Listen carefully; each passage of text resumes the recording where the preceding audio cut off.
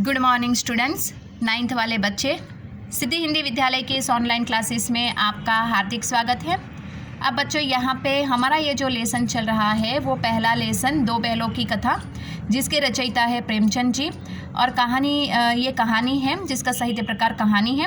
अब पाठ में करीबन हमने ये जो 5वां विभाग है, ये 5वां विभाग हम देख रहे थे, जिसमें हमने देखा कि दोनों बैल है उसको कांजी होश में पकड़ लिया जाता है, बंद कर दिया जाता है। क्यों? क्योंकि वहाँ पे उन्होंने सारे के सारे जानवरों को भगा दिया था। थोड़े सप्ताह के बाद, थोड़े दिनों के बाद, करीबन 8-9 दिनों के बाद वहाँ पे जैसे कि दुग्गी जैसी बजने लगती है, यानी ढोल जैसे बजने लगता है, और 60-70 इंसान जो होते हैं वहाँ पे इकट्ठे हो जाते हैं। क्यों? क्योंकि दोनों बैलों को यहाँ पे नीलाम करने के लिए ये एक योजना रखी जाती है। यहाँ तक करीबन हमने देखा था, और एक कसाई जैसा इंसान जो दिख रहा था वो दोनों बैलों को टटोल कर देखता है। यहाँ तक करीबन हम रुके थे। अब उससे थोड़ा और आगे बढ़ते हैं बच्चों। हीरा ने कहा, गया के घर से नाहक भागे, अब जान न बचेगी।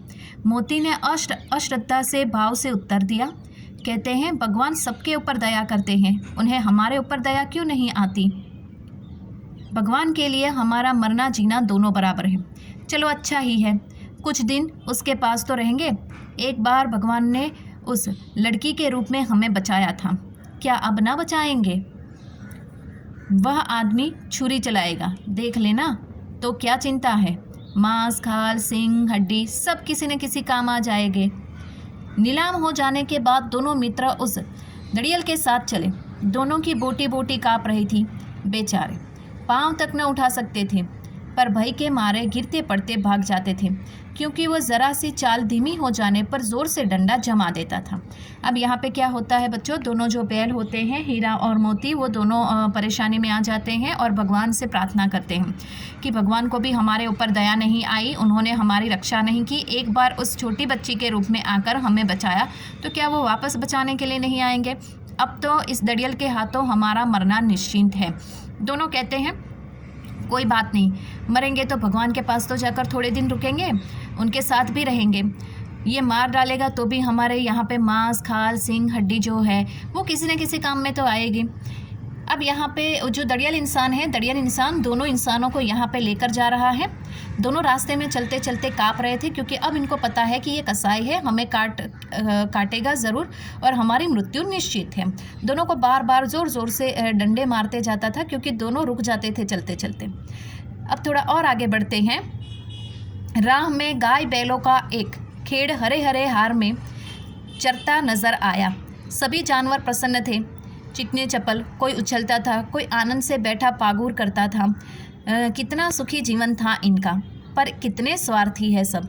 किसी को चिंता ही नहीं थी उनके दो भाई बधिक के हाथों में कैसे दुखी है। बधिक यानी कसाई। यहाँ पे ये जो बधिक शब्द है, बधिक शब्द का मतलब होता है कसाई। यहाँ पे बहुत सारे ऐसे दूसरा भी कोई शब्द है, चिकने चपल यानी कि मस्त, अच्छे हुष्ट पुष्ट दिखाई देने वाले जानवर। आनंद से बैठा पागुर करता था, मतलब आराम से शांति से बैठे हुए प्रकृति का आनंद ले रहे थे। सहसा दोनों को ऐसा मालूम हुआ कि यह परिचित राह है। हाँ, इसी रास्ते से गया उन्हें ले गया था। वही खेत, वही बाग, वही गांव मिलने लगे। प्रतिक्षण उनकी चाल तेज़ होने लगी। सारी थकान, सारी दुर्बलता गायब हो गई। आह, ये लो, अपना ही हार आ गया।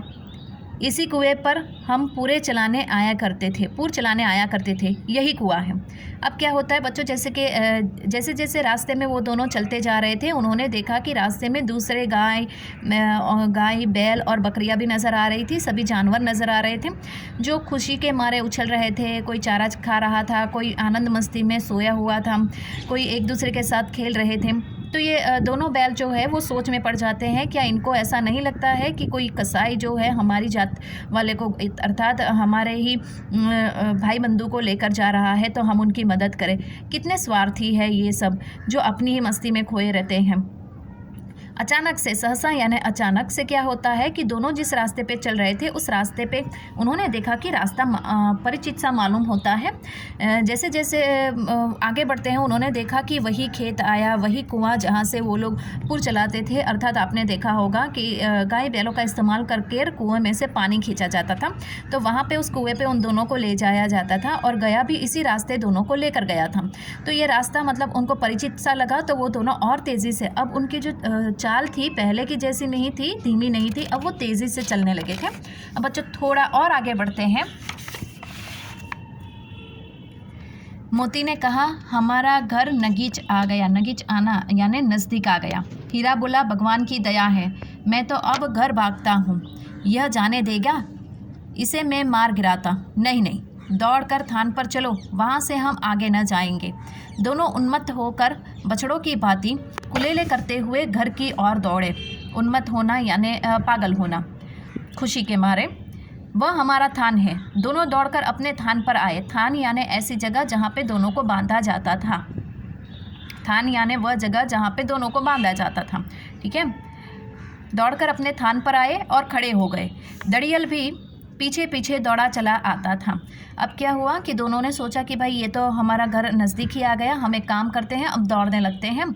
तो यहाँ पे हीरा जो कहता है भगवान की दया है कि मैं तो घर भाग जाता हूँ, तो यहाँ पे हीरा कहता है कि हम घर तो जाएंगे लेकिन कैसे, ये हमें जाने देगा? तो मोती कहता है मैं इसको सिंग मार के मार गिराता हूँ। हीरा मना कर देता है। आखिरकार दोनों ये तय करते हैं कि वो दोनों थोड़ा और साहस इकट्ठा करेंगे, थोड़ी और हिम्मत करेंगे और रस्सी जो है उसके हाथ से छुड़ाएंगे और फिर भागेंगे और जहाँ पे थान यानी कि उनको बांधा जाता था उस जगह पे जाकर वो रुक जाएंगे। वहाँ तक वो दौड़ा कर उस दड़ियर को लेकर जाएंगे और आखिरकार दोनों करते भी ऐसा है। अपनी जगह जहाँ पे जो थान उनका था, जहाँ पे उनको बांधा जाता था, अपने मालिक के पास जाकर वो रुक जाते हैं।